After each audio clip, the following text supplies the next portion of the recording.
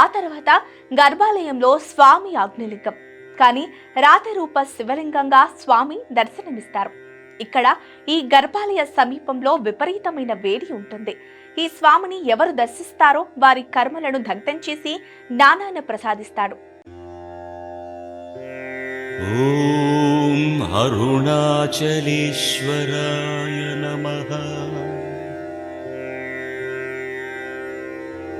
ఓం అరుణాచలేశ్వరాయ నమః.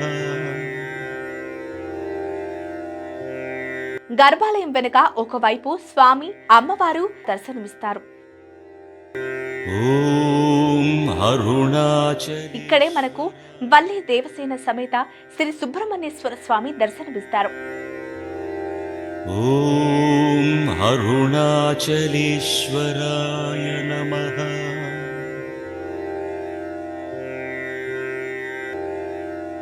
ఇక్కడి నుండి ఎడమవైపు ద్వారం ద్వారా అమ్మవారి దర్శనానికి వెళ్ళాలి. ఓం అరుణాచలేశ్వరాయ నమః. ఓం అరుణాచలేశ్వరాయ నమః.